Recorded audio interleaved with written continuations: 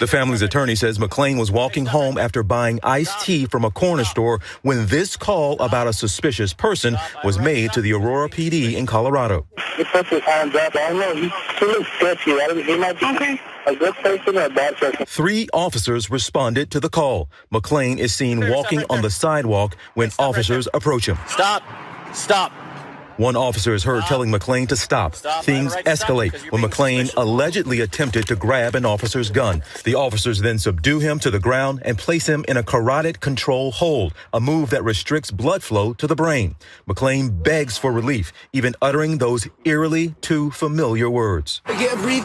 First responders arrive shortly after and administer ketamine, an anesthetic meant to rapidly tranquilize. It's standard protocol for the paramedics to inject ketamine. McClain went into cardiac arrest on the way to the hospital, where he stayed 5 days before ultimately being taken off life support. A coroner determined his cause of death undetermined. Homicide. Death was caused by another human being. That's called homicide. In this case, multiple human beings. Put up the picture.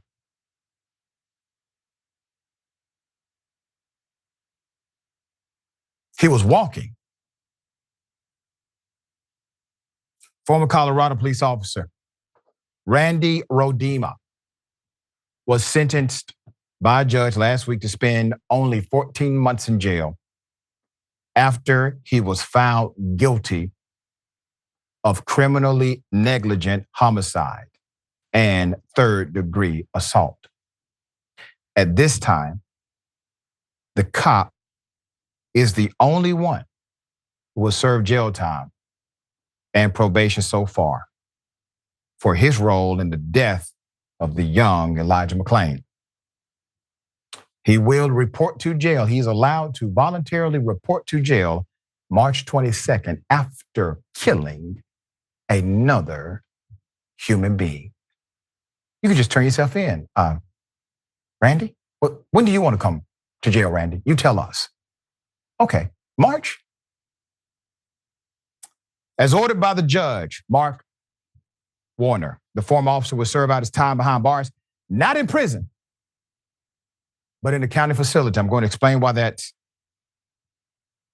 a benefit to him in a moment. Warner could have sentenced the cop to up to 3 years for the felony homicide conviction. But his decision ultimately came down to what he perceived as the officer's, quote, good character and rehabilitative potential. Man, I'm telling you, I have never heard a judge say that.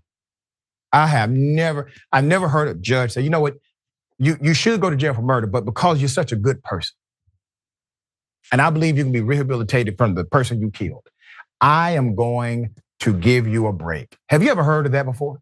It's insane to even consider it because it's so adversarial to the normative rules typically allied in justice. But when there is a white male who has killed a black person and that white male was in uniform, rules all of a sudden become very different. He added that Warner really wasn't much of a threat to anybody. This is the person convicted, okay?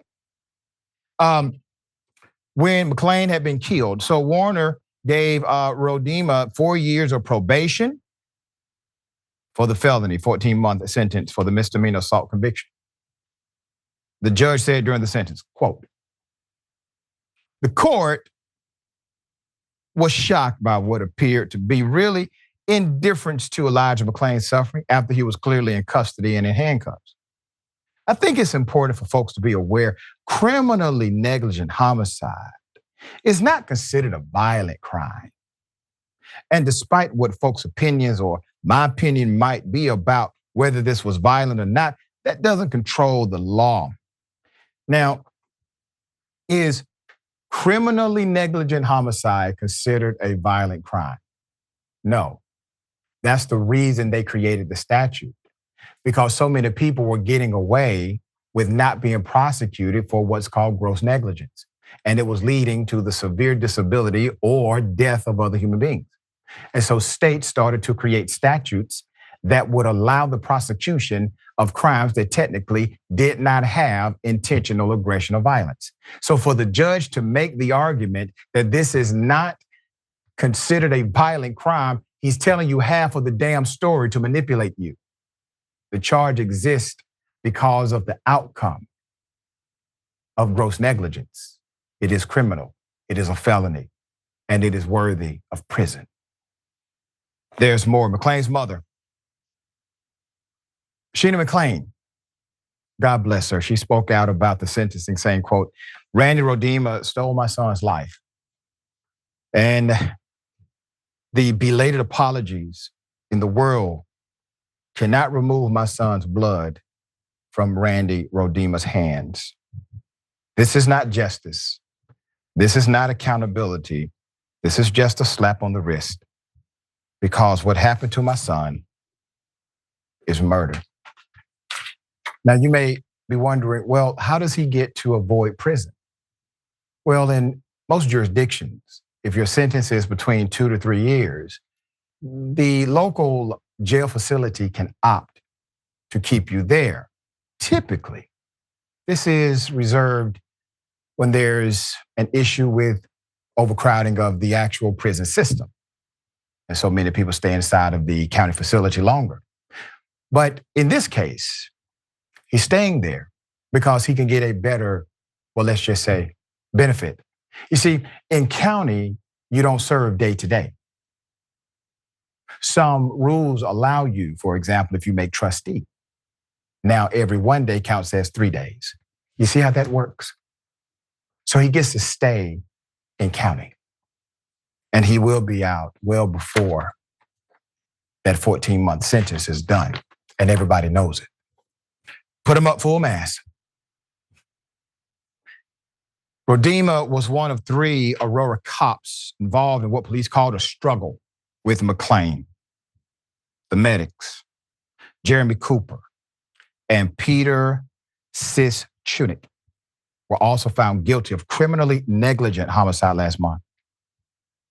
Peter was also convicted of 2 assault charges. Jeremy Cooper faces up to 6 years in prison, while his colleague faces 16. They're set to be sentenced on March. Keep that picture up. You see, you guys thought y'all were the police. No, y'all just paramedics. You're gonna get those years. The police, they get to go home. All right, Wosny, damn shame. But it shows you the de-evaluation of life when it's a black male who's at the other side of the trial, of the death, and a white male who has a uniform on is the one who did it. Yeah, and that's to me is the saddest part about it is that even because oftentimes these wrongs happen and there's no way to actually prove it. There's no cameras. Oftentimes the person that was transgressed against ends up being dead. So obviously they can't be a witness at their own murder trial. And so, oftentimes these things go unpunished, unheard of, unseen.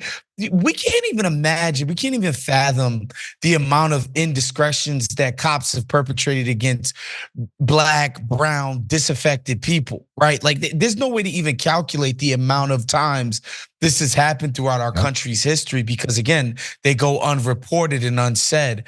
But it's sad when you actually have the evidence that proves that these people acted maliciously and negligently, and then the system rallies around them to ensure that there is no punishment for their actions, which sends the perfectly clear message that as far as the system is concerned, these folks did their jobs and they did it well.